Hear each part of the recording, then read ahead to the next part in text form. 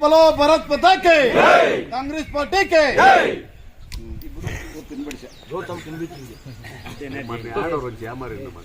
ಈಗ ಬಹಳಷ್ಟು ಜನ ಸವಿಸ್ತಾರವಾಗಿ ಕಾಂಗ್ರೆಸ್ ಪಕ್ಷದ ಚುನಾವಣಾ ಪ್ರಚಾರದ ಬಗ್ಗೆ ಹೇಳಿದ್ದಾರೆ.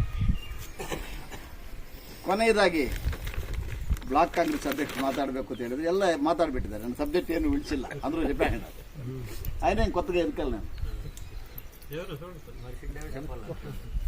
ಏನು ಅಂಕಣಪ್ಪ ವೆಂಕಟಪ್ಪ ಲೆಕ್ಕಪತ್ರ ರೂಪೇಶ್ ರಾಮಚಂದ್ರಡು ಭಾಸ್ಕರ್ ಇಲ್ಲತ್ತ ಶೆಪ್ಪ ಅಯ್ಯಪ್ಪ ಗೋಪಾಲಪ್ಪ 5 ಗ್ಯಾರಂಟಿ ಓಕೆ. ಎಲ್ರಿಗೂ ಒಂದು ಸುತ್ತ ನಾನು ಒಂದು ಕ್ಲಾರಿಫಿಕೇಶನ್ ನಿಮ್ಮ ಮುಂದೆ ಇಡ್ತೀನಿ. ಏನು ಕ್ಲಾರಿಫಿಕೇಶನ್ ಅಂದರೆ, ಕಾಂಗ್ರೆಸ್ ಸರ್ಕಾರ 70 ವರ್ಷ ರಾಷ್ಟ್ರದಲ್ಲಿ ಆಡಳಿತ ಮಾಡಿ ಎಲ್ಲ ಜನರ ದುಡ್ಡು ದೋಚಿಬಿಟ್ಟು ಎತ್ಕೊಂಡೋಗ್ಬಿಟ್ಟು ಸ್ವಿಚ್ ಬ್ಯಾಂಕಲ್ಲಿ ಇಟ್ಟಿದ್ದಾರೆ. ಆ ದುಡ್ಡೇನಾದ್ರೂ ತಗೊಂಡು ಬಂದ್ರೆ ಪ್ರತಿಯೊಬ್ಬ ಮನುಷ್ಯನಿಗೂ 15,000 ರೂಪಾಯಿ ಕೊಡ್ಬೋದು, 15 ಲಕ್ಷ ಕೊಡ್ಬೋದು. ಅದನ್ನು ನಾವು ತಂದು ಕೊಡ್ತೀವಿ, ನಮ್ಗೆ ಅಧಿಕಾರ ಕೊಡಿ ಅಂತ ಹೇಳಿದ್ರು. ಯಾರು? ಮೋದಿ ಅಂದ್ರೆ తెలుసా తెలీదా?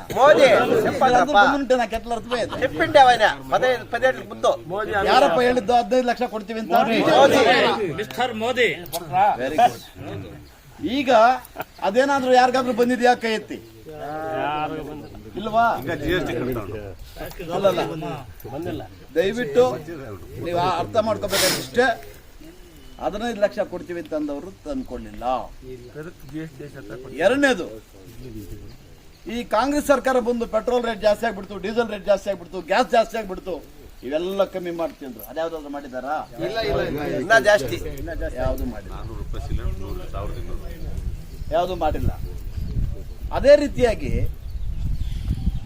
ರೈತರಿಗೆ ಏನಾದ್ರೂ ಸಾಲ ಮನ್ನಾ ಮಾಡಿದ್ದಾರೆ ಅಂದ್ರೆ 2008 ಮತ್ತು 2009ರಲ್ಲಿ 71,000 ಕೋಟಿ ಮನಮೋಹನ್ ಸಿಂಗ್ ಅವರು ರೈತರ ಸಾಲ ಮನ್ನಾ ಮಾಡಿದ್ದಾರೆ.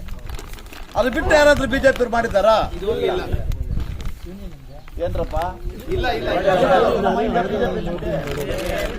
ಅಲ್ಲಿಗೆ ಸಾಲ ಮನ್ನಾ ಇಲ್ಲ, ರೇಟ್ಗಳು ಕಮ್ಮಿ ಮಾಡಿಲ್ಲ, ದುಡ್ಡು ಕೊಟ್ಟಿಲ್ಲ. ಅದು ಬಿಡ್ರಿ. ಈಗ ಮೊದಲನೇದಾಗಿ ಓಲ್ಡ್ ಏಜ್ ಪೆನ್ಷನ್ ಮತ್ತು ವಿಧವಾ ಪೆನ್ಷನ್ ಮಾಡಿದ್ದಾರೋ? ಇಂದಿರಾ ಗಾಂಧಿ. ಇನ್ನು ಏನು ಮಾಡಿದ್ದಾರೆ ಬಿಜೆಪಿಯವರು? ಈ ಪ್ರಶ್ನೆಯನ್ನ ದಯವಿಟ್ಟು ನೀವೆಲ್ಲರೂ ಕೂಡ ಊರೂರಲ್ಲೂ ಮನೆಯಲ್ಲೂ ಇದನ್ನು ತಿಳಿಸ್ಬೇಕಾಗಿದೆ. ಬರೀ ದೇಶ ಮುಂದೆ ಹೋಗ್ತಾ ಇದೆ, ಏನೋ ಬೇರೆ ದೇಶಗಳೆಲ್ಲ ಇಂಡಿಯಾನ ಹಂಗೆ ನೋಡ್ತಾ ಇದ್ದೀನಿ. ಅದು ಫೌಂಡೇಶನ್ ಹಾಕಿದ್ದು ನೆಹರು ಫ್ಯಾಮಿಲಿ, ಕಾಂಗ್ರೆಸ್ ಫ್ಯಾಮಿಲಿ, ಸ್ವಾತಂತ್ರ್ಯಕ್ಕಾಗಿ ಹೋರಾಡಿದ ಫ್ಯಾಮಿಲಿ. ನಾನಿವತ್ತು ಬೇರೆ ಪಕ್ಷದವ್ರನ್ನ ನೇರವಾಗಿ ಪ್ರಶ್ನೆ ಮಾಡ್ತೀನಿ. ದೇಶಕ್ಕಾಗಿ ನಿಮ್ಮಲ್ಲಿ ಯಾರಾದರೂ ಒಬ್ಬರು ಪ್ರಾಣ ತೆತ್ತಿದ್ದಾರಾ? ಕಾಂಗ್ರೆಸ್ ಪಕ್ಷದಲ್ಲಿ ಶ್ರೀಮತಿ ಇಂದಿರಾ ಗಾಂಧಿ ಅವರು ಸಾಯಕ್ಕೆ ಮೊದಲು ಒಂದು ಡೈರಿ ಬರೆದಿದ್ದಾರೆ. ಬೇಕಾದ್ರೆ ಆ ಡೈರಿಯನ್ನ ಇವತ್ತು ನಾವು ತಗೋಬಹುದು, ನೋಡ್ಬೋದು. ಏನಂತ ಬರೆದಿದ್ದಾರೆ ಅಂದರೆ, ನಾನು ಪ್ರಧಾನಮಂತ್ರಿ ಆಗಿದ್ದಾಗ ಒಂದು ವೇಳೆ ನನ್ನ ದೇಶಕ್ಕೆ ಏನಾದರೂ ಸತ್ತರೆ ನನಗೆ ತೃಪ್ತಿ ಇದೆ. ನನ್ನ ಪ್ರತಿಯೊಂದು ರಕ್ತದ ಕಣನು ಈ ದೇಶದ ಸೇವೆಗಾಗಿ ಮುಡುಪಾಗಿಡಬೇಕು ಅಂತ ಹೇಳಿದ್ದಾಳೆ. ಬರೆದಿದ್ದಾಳೆ 15 ದಿವಸ ಮುಂಚಿತವಾಗಿ. ಆಮೇಲೆ ಇನ್ನೇನು ಬರೆದಿದ್ದಾಳೆ, ಒಂದು ವೇಳೆ ನಾನು ಸತ್ತರೆ ನನ್ನನ್ನು ಸಮಾಧಿ ಮಾಡಬೇಡಿ, ಸುಟ್ಟು ಬೂದಿ ಮಾಡಿ, ಆ ಬೂದಿ ಮಾಡಿಬಿಟ್ಟು ಬೂದಿನ ಎತ್ಕೊಂಡು ಹೋಗ್ಬಿಟ್ಟು ದೇಶದ 4 ಕಡೆಯನ್ನು ಹಾಕ್ಬಿಟ್ಟು ಬನ್ನಿ, ನನ್ನ ದೇಶ ರಕ್ಷಣೆಗಾಗಿ ನಾನು ದೆವ್ವ ಹಾಕಾಯ್ತೀನಿ ಬೇರೆ ದೇಶವ್ರು ಬಂದ್ರೆ ಅಂತ ಹೇಳಿದ್ದಾಳೆ. ಅಂತ ಒಂದು ಇತಿಹಾಸ, ಚರಿತ್ರೆ ಇರ್ತಕ್ಕಂಥದ್ದು ಕಾಂಗ್ರೆಸ್ ಪಕ್ಷಕ್ಕೆ ಮಾತ್ರ. ಇವತ್ತು ಈ 3 ಕಲರ್ ಶಾಲು ಇದೆಯಲ್ಲ, ಈ 3 ಶಾಲು ಕಲರ್ ಹಾಕೊಳ್ಳೋ ತಾಕತ್ತಿರೋದು ಕಾಂಗ್ರೆಸ್ ಅವ್ರಿಗೆ ಮಾತ್ರ. ಬೇರೆಯವ್ರು ಹಾಕೊಳ್ಳೋಕ್ಕಾಗತ್ತಾ? ಯಾರಾದ್ರೂ ಹಾಕಿರೋದು ನೋಡಿದ್ದೀರಾ? ಯಾಕಂದ್ರೆ ಸ್ವಾತಂತ್ರ್ಯಕ್ಕಾಗಿ ಅವರು ಓಡಾಡಿರ್ತಕ್ಕಂಥ ಪಕ್ಷ, ಆ ಪಕ್ಷಕ್ಕೆ ಇದು ಸಿಗುವಂತ, ಇದು ಕಾಂಗ್ರೆಸ್ ಪಕ್ಷಕ್ಕೆ ಮಾತ್ರನೇ ಇದು ಸಿಗೋದು. ಅಂತ ಒಂದು ಪಕ್ಷ ಏನು ಮಾಡಿದ್ರು, ಅದು ಏನೋ ಮಾಡಿಬಿಟ್ರು, ನಾವೇನೋ ಬಂದು ಮಾಡ್ತೀವಿ ಅಂತೇಳಿ ಏನು ಮಾಡಿದ್ದಿಲ್ಲ. ಒಂದು ಮಾಡಿದ್ದೇನೋ, ನೀರು ಕುಡಿದ್ರೆ ನೀರಿಗೂ GST, ಸತ್ತ ಜನಕ್ಕೂ GST, ಪ್ರತಿಯೊಂದಕ್ಕೂ GSTಗಳು ಹಾಕಿದ್ರು. ಹಿಂಗೆಲ್ಲ ಜನರು ಕಾಡಿಸ್ತಾ ಇದ್ರು ಕೂಡ ನಮಗೆ ರಾಷ್ಟ್ರ ಮಟ್ಟದಲ್ಲಿ ಕಾಂಗ್ರೆಸ್ ಸರ್ಕಾರ ಇವಾಗ ಬರೋಕ್ಕೆ ಕಷ್ಟ ಆಗಿತ್ತು. ಆದರೆ ರಾಜ್ಯ ಮಟ್ಟದಲ್ಲಿ ಕಾಂಗ್ರೆಸ್ ಸರ್ಕಾರ, ಸಿದ್ದರಾಮಯ್ಯ ಮತ್ತು DK ಶಿವಕುಮಾರ್ ಅವರ ನೇತೃತ್ವದಲ್ಲಿ ಬಂದಂಥ ಸರ್ಕಾರ ಬಡವರಿಗೇನಾದರೂ ನಾವು ಮಾಡಬೇಕು ಅನ್ನೋಂಥ ಒಂದು ಉದ್ದೇಶದಿಂದ 5 ಗ್ಯಾರಂಟಿಗಳನ್ನ ಎಲೆಕ್ಷನ್ ಮುಂಚಿತವಾಗೇ ಇಬ್ಬರು ಸೈನ್ ಹಾಕಿ DK ಶಿವಕುಮಾರ್ ಮತ್ತು ಸಿದ್ದರಾಮಯ್ಯನವರು ನಿಮ್ಗೆ 5 ಗ್ಯಾರಂಟಿಗಳು ಕೊಡ್ತಾ ಇದ್ದೀವಿ, ನಮ್ಗೆ ಓಟ್ ಹಾಕಿ ಅಂತ ಹೇಳಿ ಮಾಡಿದ್ರು.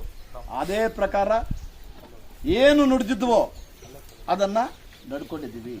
ನುಡಿದಂತೆ ನಡೆದ ಸರ್ಕಾರ ಇವತ್ತು ಯಾವ್ದಾದ್ರು ಇದೆ ಅಂತಂದ್ರೆ ಕಾಂಗ್ರೆಸ್ ಸರ್ಕಾರ ಮಾತ್ರ. ಈ ಹಿನ್ನೆಲೆಯಲ್ಲಿ ನಾವು ಕೂಡ ಇವತ್ತು ನಿಮ್ಮೆಲ್ಲರಲ್ಲೂ ಕೂಡ ನಾನು ಕೈ ಮುಗಿದು ಒಬ್ಬ ಬ್ಲಾಕ್ ಕಾಂಗ್ರೆಸ್ ಅಧ್ಯಕ್ಷ ಪ್ರಾರ್ಥನೆ ಮಾಡೋದಿಷ್ಟೇ, ಬೇರೆ ಪಕ್ಷದವ್ರು ಬಂದು ಒಂದು ಓಟ್ಗೆ 1000 ರೂಪಾಯಿ 2000 ರೂಪಾಯಿ ಕೊಡ್ತೀವಿ ಓಟ್ ಹಾಕಿದ್ದೆ ಏನಾದ್ರು ಬಂದರೆ ಅಂಥದ್ದು ಇವತ್ತು ತಗೊಂಡು ಹೋಗಿ ಹಾಕ್ಬಿಟ್ರೆ ಓಟು 5 ವರ್ಷನೂ ನಾವು ಕುಲ್ಗಡ್ತೀವಿ. ನಮ್ಗೆ ಆದಂಥ ದುಡ್ಡು ಬೇಡ. ಏನು ಸರ್ಕಾರ ಪ್ರತಿ ತಿಂಗಳು 2000 ರೂಪಾಯಿ ಕೊಟ್ಟಿದೆಯೋ ಆ ಕುಟುಂಬ ಪೋಷಣೆ ಇವತ್ತು ನಡೀತಾ ಇದೆ. ಈಗ ಗಂಡಸರು ಯಾರಾದರೂ ಅವರ ಕೆಲಸಗಳಿಗೆ ಅವ್ರು ಹೋಗ್ಬಿಟ್ರು ಕೂಡ ಆ ಮನೆ ಒಡತಿ ಆ ತಾಯಿ ಆ ಮನೆಯನ್ನ ಪೋಷಣೆ ಮಾಡಿಕೊಳ್ಳುವಂಥ ಒಂದು ಶಕ್ತಿ ಕಾಂಗ್ರೆಸ್ ಸರ್ಕಾರ ತುಂಬಿದೆ. ಅದನ್ನು ನನಗೆ ಗೊತ್ತಿದ್ದಂಗೆ ನೀವೆಲ್ಲ ಕೂಡ ಅದ್ರ ಪ್ರಚಾರ ಜಾಸ್ತಿ ಮಾಡಿಲ್ವೇನೋ, ಮಾಡಬೇಕು. ಕೆಲವು ಕಡೆ ಅಂತೂ ಹೆಣ್ಣು ಮಕ್ಕಳಲ್ಲಿ ತುಂಬ ಅವೇರ್ನೆಸ್ ಆಗಿದೆ. ಅದು ಎಲೆಕ್ಟ್ರಿಕ್ ಕರೆಂಟ್ ಟೆಕ್ನಿಕ್ ಪಾಸ್ ಆಗುತ್ತೋ ಹಂಗೆ ಅಂಡರ್ವರ್ಲ್ಡ್ ಕರೆಂಟ್ ಪಾಸ್ ಆಗ್ತಾ ಇದೆ. ಏನು ಅಂತಂದ್ರೆ 2,000 ರೂಪಾಯಿ ನೆಲಕ್ಕೋಸ್ತಾ ఉంది. మనం సిద్ధరామయ్య DK శివకుమార్ ఇచ్చేదొద్దు చేయకూడదు అనేట్లా నడుస్తూ ఉంది. అది ఇంకా వ్యాపకంగా కావాలా, ప్రతి ఊర్లోనూ తెలల్లా. ఎవరు మనకు సాయం చేస్తాండ్రు? ఈ పొద్దు 62,000 కోట్లు ఈ స్కీమ్కి ఇస్తామంటే దేశం పాపరైపోతుంది. అదే సెంట్రల్ గవర్నమెంట్ వాళ్ళు ఆదాని అంబానీకి ఇట్లా శ్రీమంతులకి లక్షాంతర కోట్లు మన్నా చేసిండారు. రైతులకు మన్నా చేసిండి అట్లా ఇతిహాసం బీజేపీ వాళ్ళకి లేదు. అది ఏమున్నా కాంగ్రెస్ మాత్రమే. అవునా కాదా? మీ ముందు పెడతాం. నిజమా కాదా? బీజేపీ వాళ్ళు అబద్ధన్న రైతులకు ఏమన్నా మన్నా చేయండారా? కాంగ్రెస్ చేయిందా లేదా? దీన్ని మనము అందరికీ తెలిపించాలా. తెలిపించి మనము ఈ వచ్చే ఎలక్షన్లో మన క్యాండిడేట్ గౌతమ్ NSCI స్టూడెంట్ నుండి స్టార్ట్ అయ్యింది రాజకీయంలో.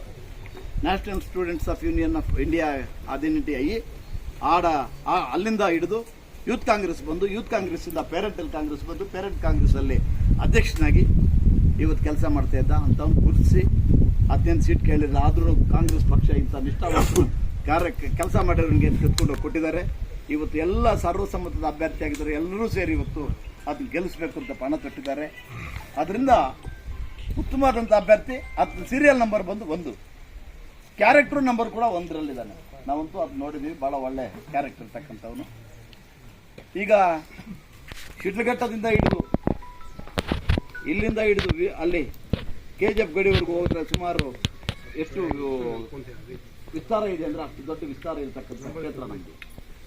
ಒಂದೊಂದು ತಾಲೂಕಿಗೆ ಇನ್ನು ಒಂದೊಂದು ದಿವಸ ಬಂದರೂ ಕೂಡ 8 ದಿವಸ ಮುಗಿದೋಗುತ್ತೆ ಎಲೆಕ್ಷನ್.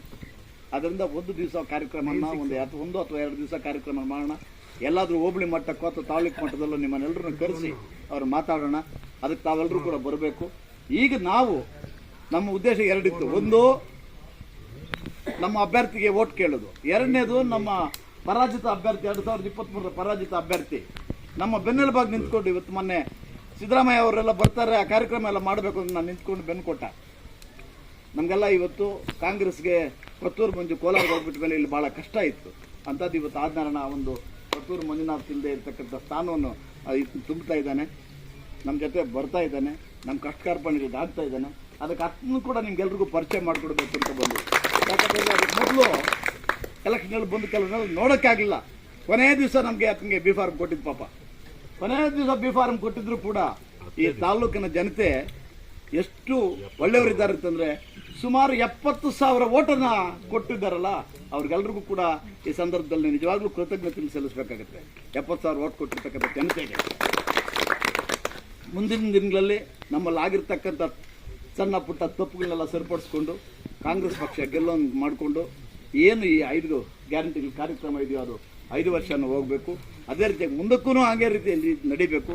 ಇವತ್ತೇನಾದರೂ ಈ 5 ಗ್ಯಾರಂಟಿಗಳಿಂದ ಸುಮಾರು 5,000 ರೂಪಾಯಿ ಒಂದು ಕುಟುಂಬಕ್ಕೆ ಬರ್ತಾ ಇದೆ ಅಂತಂದರೆ ಅದು ಕಾಂಗ್ರೆಸ್ ಸರ್ಕಾರದಿಂದ ಮಾತ್ರ, ಬೇರೆ ಯಾವ ಸರ್ಕಾರನೂ ಇಲ್ಲ. ಹೌದಲ್ಲ? ಆದ್ದರಿಂದ ದಯವಿಟ್ಟು ನಿಮ್ಮ ಪವಿತ್ರವಾದ, ನಿಮ್ಮ ಅಮೂಲ್ಯವಾದ ಮತವನ್ನು ಕಾಂಗ್ರೆಸ್ ಪಕ್ಷದ ಅಭ್ಯರ್ಥಿಯಾದಂಥ ಗೌತಮ್ ಅವ್ರಿಗೆ ಅವ್ರ ಸೀರಿಯಲ್ ನಂಬರ್ 1ಕ್ಕೆ ನೀವು ಓಟ್ ಹಾಕೋದ್ರ ಜೊತೆಗೆ ಓಟ್ ಹಾಕ್ಸುವ ಜವಾಬ್ದಾರಿ ಜಾಸ್ತಿ ಇದೆ. ನನಗೆ ಗೊತ್ತಿದ್ದಂಗೆ ಮುತ್ತೂರು ಪಂಚಾಯತಿಲಿ ಇವಾಗೆಲ್ಲ ನೋಡ್ತಾ ಇದ್ರೆ ಎಲ್ಲ ಲೀಡರ್ಗಳೇ ಇದ್ದೀರಾ. విరుండేవాళ్ళంత లీడర్లే ఉంటారు. లీడర్స్ ఆఫ్ ముస్టూర్ మీరందరూ మనసు చేసి ఈ బూత్ ఈ పంచాయతీలో మంచి మెజారిటీ వస్తుంది. ఆ గ్యారంటీ నాకుంది. మీరందరూ మనసు చేయాలంతే. మనలో ఏమన్నా కొంచెం తక్కువలో భిన్నాభిప్రాయాలు వస్తే మాత్రం వేరే వాళ్ళకి వచ్చాక మీరుండే వాళ్ళందరూ తాకత్తు ఉండేవాళ్ళు, శక్తివంతులే ఉండేది. మీరు దయపెట్టి మీకు అందరికీ కూడా నా చేతులు జోడించి నమస్కరిస్తాను. వచ్చే ఎలక్షన్లో మనం కాంగ్రెస్ పార్టీని పెట్టాలా. మనకు ముందుకు ఇంకా తాలూకు పంచాయతీ, జడ్పీ ఎలక్షన్లు, గ్రామ పంచాయతీలు, సొసైటీ ఎలక్షన్లు, పాల్ dairy, milk dairy, PLD bank, DSC bank, ఇన్ని ఎలక్షన్లు ఉన్నాయి. ఇవన్నిటికీ కూడా మీకు అందరికీ కూడా అవకాశం ఏర్పడుతుంది. అంటే గవర్నమెంట్ నామినేషన్స్ వస్తాయి. ఆ నామినేషన్లో కూడా కొందరికి అవకాశాలు ఏర్పడుతుంది. అవంతా కావాలంటే మనము కాంగ్రెస్ గవర్నమెంట్ వచ్చేట్లు చేసుకోవాలా. అందుకోసం దయపెట్టి అందరూ మీ పవిత్రమైనట్ల ఓటు కాంగ్రెస్ పార్టీకి వేయాలని చెప్పి కోరుతా. నన్ను మాట ముగిస్తాను.